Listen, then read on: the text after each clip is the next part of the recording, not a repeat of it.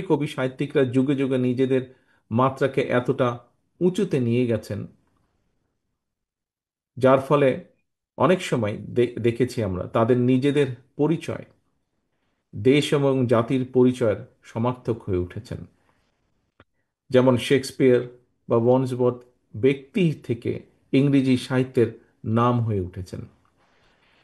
আহ, একইভাবে আমরা বলতে পারি নজরুল কবি, বিদ্রোহী কবি নজরুল ইসলাম, রবীন্দ্রনাথ হয়ে ওঠেন এই মহাদেশের পরিচয়ের একটা অবিচ্ছেদ্য অংশ।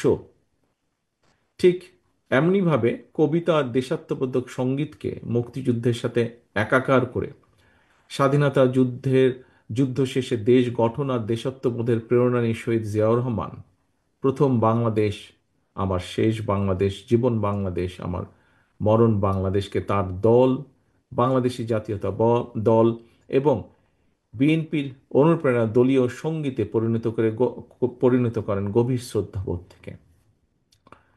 শহীদ জিয়া সেই আদর্শ আজও সমুন্নত জাতীয়তাবাদের আদর্শের প্রতিটি নেতা কর্মীর মাঝে।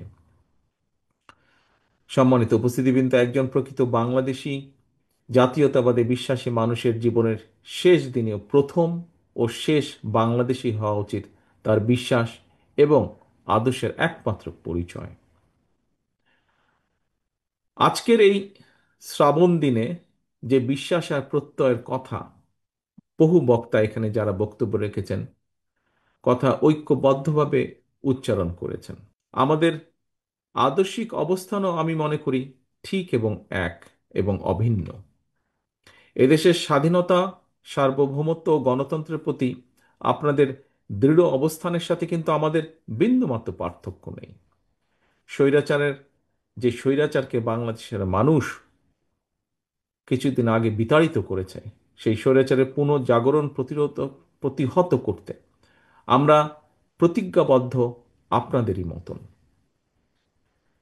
বিশেষভাবে একটি বিষয় বোধহয় এখানে কয়েকজন বক্তা উল্লেখ করেছেন, আমিও আপনাদের সাথে একইভাবে বলতে চাই যে এই দেশকে কোনো চরমপন্থা বা মৌলবাদের অভয়ারণ্য যেন কোনোদিন পরিণত হতে না পারে, সেটিও কিন্তু আমাদের প্রত্যাশা, সেটিও আমাদের লক্ষ্য।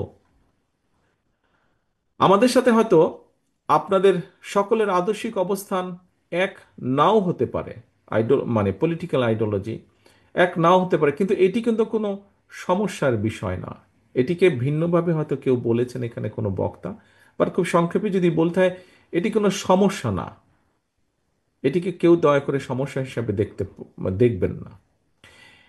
বিষয় হচ্ছে যে এই দেশের সার্বভৌমত্বের প্রতি আমাদের অবিচল আস্থা প্রকাশের জায়গায় কিন্তু আমরা সকলে এক এক এটা কিন্তু সকলের মধ্যে কমন। আমাদের এদেশের মালিকানার একমাত্র দাবিদার এই দেশের সকল নাগরিক। এই সত্যটাকে যদি আমরা প্রতিষ্ঠিত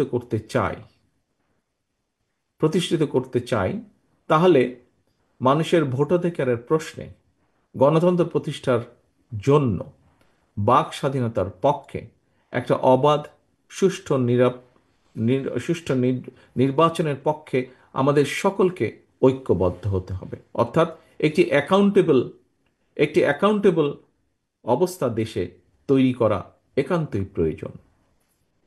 এবং আমরা যদি সেটি করতে সক্ষম হই, এখানে আপনারা আপনাদের কবি সাহিত্যিকবৃন্দ আপনারা যারা বক্তব্য রেখেছেন, আপনাদের বক্তব্যে যারা আপনারা লেখার স্বাধীনতার কথা বলেছেন, মত প্রকাশের স্বাধীনতার কথা বলেছেন,